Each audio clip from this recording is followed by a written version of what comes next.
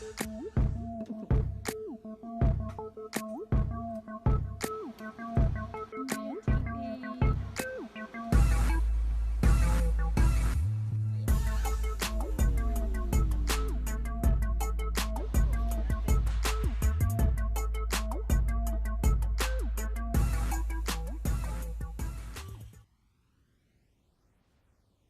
afternoon, Ripples, and welcome to this week's edition of Rippletime-TV. Happy Friday the 13th.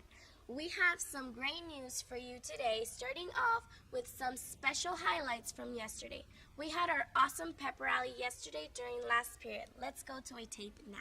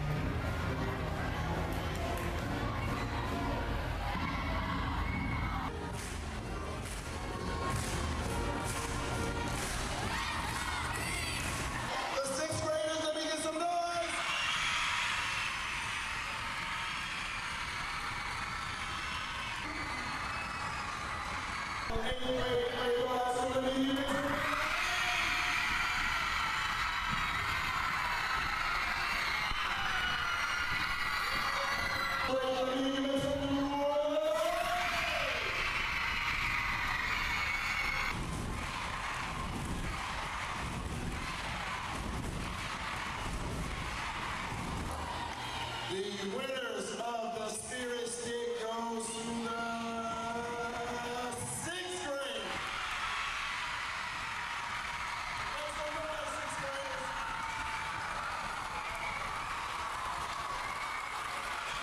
I need to say, Mr. Newman, since you were jumping and hopping, you come grab the Spirit Stick for the 6th graders.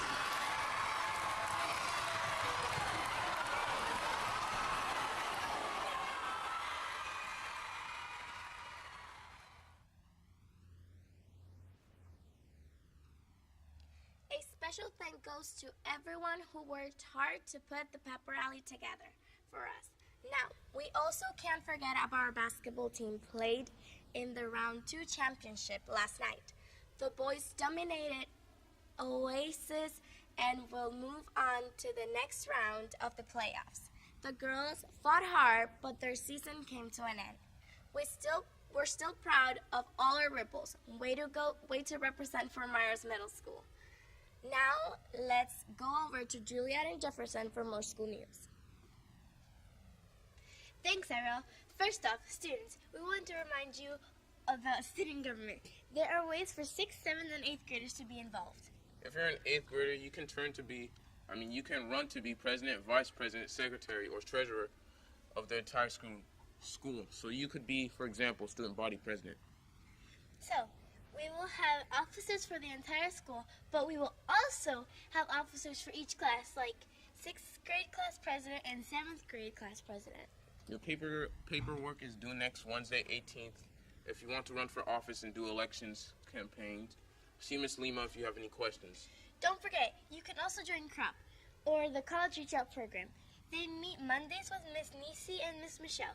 You can get an application from either one of them if you want to join the CROP club. Also, we have a new involvement opportunity to announce to you, the Book Battle team. If you love reading, this is the team for you. The Book Battle team is a group of students who read a batch of novels selected by the state of Florida. Then a team competes against book battle teams for other schools to see who knows the most about each book. If you're interested in the book battle team, then see our reading coach, Miss Young, in room C20. Now, let's go over to McKenna and Devisha for more announcements. Let's talk now about some cool things going on inside classrooms around FMMA. First, how many of you are in dance class with Miss Mosley? We visited her first period class this week to take a peek at what her students are working on. Let's go to the tape. Now,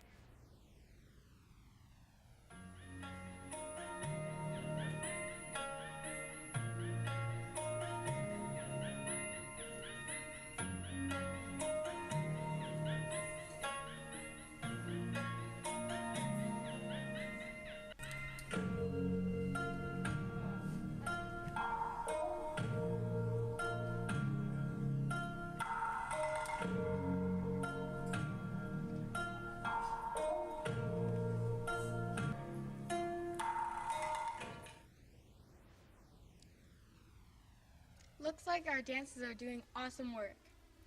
speaking of dance, do you know there's an after-school dance coming up? That's right. On Halloween, which is Tuesday, October 31st, the 8th grade is hosting a fall festival Halloween dance after school. All grade levels are invited to attend. This dance will be in the cafeteria from 4 to 5:30. Tickets will be on pre-sale for $3 each. You have to buy your ticket on pre-sale because tickets will not be on sale at the door. You won't be allowed to wear costumes to the dance. You will still need to be in uniform. However, you are encouraged to wear Halloween or fall colored shirts and socks. Another upcoming event is a special Moles fundraiser for the girls basketball team. It is next Friday, October 20th, from 5 to 8 p.m. If you bring an FMMA flyer to Moles to eat dinner, they will donate 25% of the proceeds back to our team. Also, Picture Day is October 27th. Make sure you receive an order for it. And the Scholastic Book Fair is coming to our school from November 6th through 10th. Start saving money to buy a new book. Now let's go over to Ashley and Javaria for some more school news. Thanks, McKenna. We first want to share this week's student spotlight. Let's meet Yahilin Roca Morales, a student who has been doing a great job meeting her WAVE expectations. What are some of your favorite classes here in Guam? Rigor and dance, because dance is fun. Rigor helps me learn new things. Who influenced you or motivates you to do well at school, and how do they help you? My mom, because she tells me to work hard every day. Tell us what you would like to do in the future as a career, and why. A doctor, because I like caring for people. Can you tell us some tips for the students here at FMMA to do successful at school? To work hard every day. To follow your dreams. Thank you and congratulations. Great job, Helen. Hopefully all of you out there in the audience have been doing as great as she has, as great a job as she has in quarter one, which ends Monday.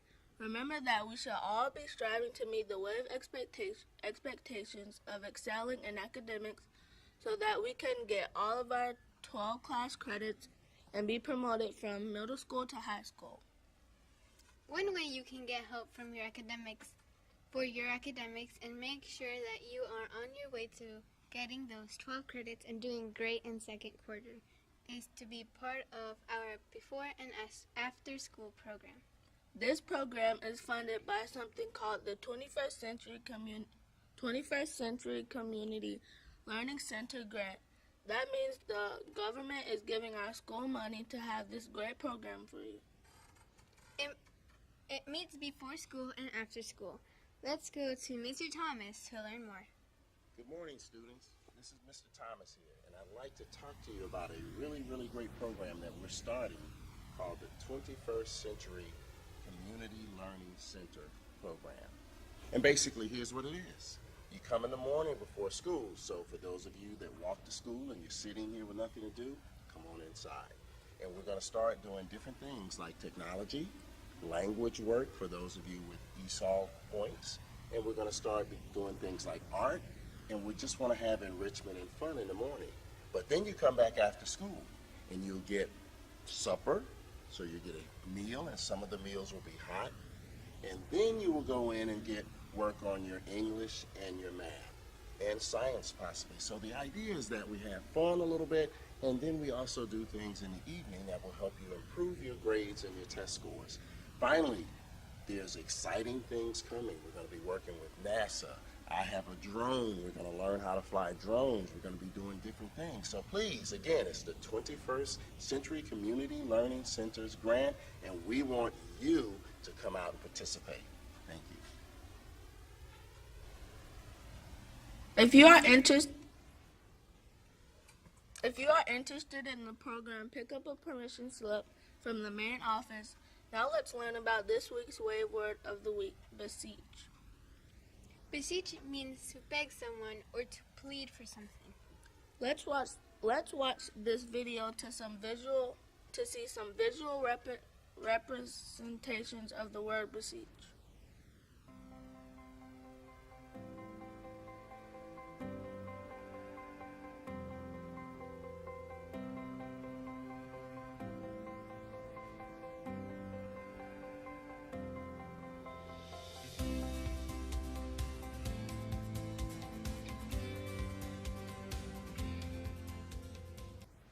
So an example of using beseech in a sentence could be, did you remember to beseech people to order some Krispy Kreme donuts? Remember, you now have until next Friday, October 20th, to beseech your friends and family. Now let's go back to IRL for our final announcement. Thanks, Javaria. Students, don't forget it is also still time to buy school spirit shirts. You can buy one from Miss Becker in her office in the Media Center, or your parent can come to the front office and buy it before school. Finally, we wanted to leave you off with a Friday the 13th info.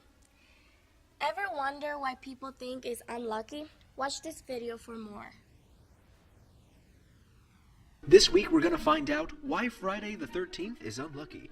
Let's do this. We're all familiar with the idea that Friday the 13th is bad luck. Heck, even some hotels skip the 13th floor on the elevator buttons just for this reason.